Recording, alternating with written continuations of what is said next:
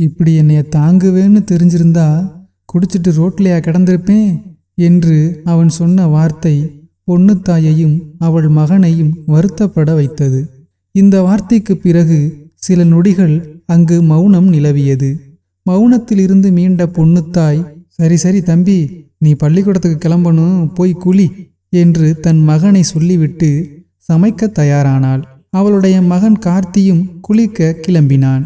பொண்ணுத்தாய் குழம்பு வைக்க காய் நறுக்கி கொண்டிருந்தாள். அவள் வேலை செய்யும் அழகை அவளுடைய புருஷன் வச்சகன் வாங்காமல் பார்த்து கொண்டே இருந்தான். அதை கவனித்த பொண்ணுத்தாய், என்னையா வச்சகன் வாங்காம பார்க்கிற என்று அவனிடம் கேட்டாள். அவன் சத்தமில்லாமல் சிரித்துவிட்டு, என் பொண்டாட்டியை நான் பார்க்கிறேன் என்று சொல்ல, அது இல்லையா, பார்க்கறதுக்கும் பார்த்துக்கிட்டே இருக்கிறதுக்கும் வித்தியாசம் தெரியாதவளானா?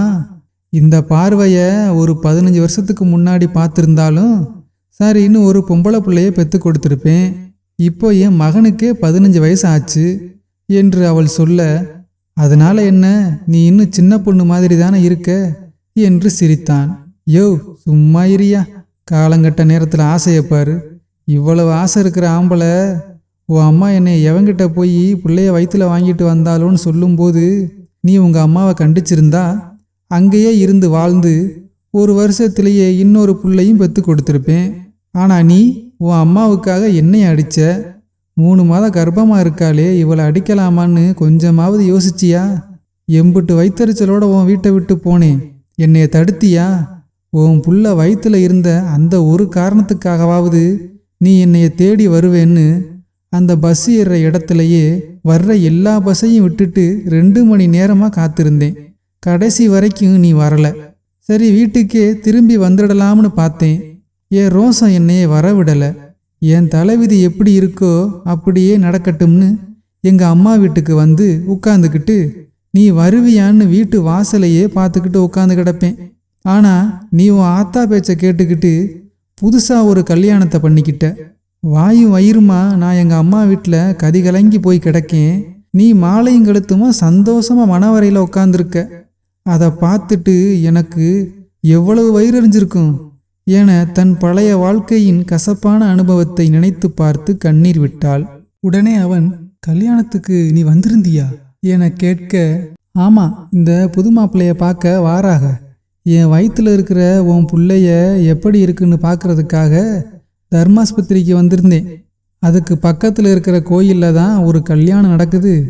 ரொம்ப பசிக்குது, வாடி அந்த கல்யாணத்தில் போய் சாப்பிட்டு போகலாம்னு என் கூட வந்த அக்கா கூப்பிட்டுச்சு. ரொம்ப பசியாக இருக்கேன்னு வந்தப்பதான் அந்த கண்கொள்ளா காட்சியை பார்த்தேன். அதை பார்த்ததும் என் கொள்ளையே நடுங்கி போச்சு.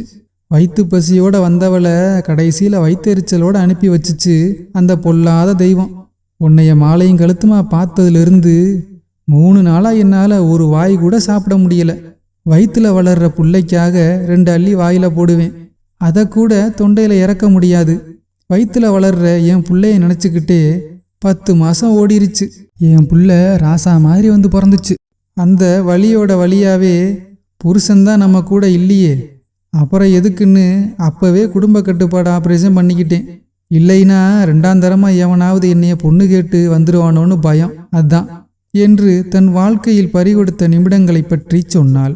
அவள் புருஷன் தான் செய்த தவறுகளை மனதில் ஓட்டி பார்த்தான். சரி விடியா, நடந்ததை சொல்லி அழுதா போன காலமும் நேரமும் திரும்பி வரவா போகுது? உன் மகன் குளிச்சுட்டு வரவும் நீயும் போய் குளிச்சுட்டு வா என தன் கண்ணீரை துடைக்க போனாள். அதற்குள் அவன் புருஷன் வந்து அவள் கண்ணீரை துடைத்தான். அவன் வந்து கண்ணீரை துடைத்த பூரிப்பில் அவள் உணர்ச்சி வசப்பட்டு மீண்டும் கண்ணீர் வடித்தாள். விடியா, மனசுக்குள்ள அம்புட்டு ரணமா இருக்கு. அழுதா அந்த கடலே கொள்ளாது, என் கண்ணீரை துடைக்க உன் கையும் பத்தாது. காப்பி ஆறுது, எடுத்து குடிச்சிட்டு போய் குளிச்சுட்டு வா என்று சொல்லி சமைக்க ஆரம்பித்தாள்.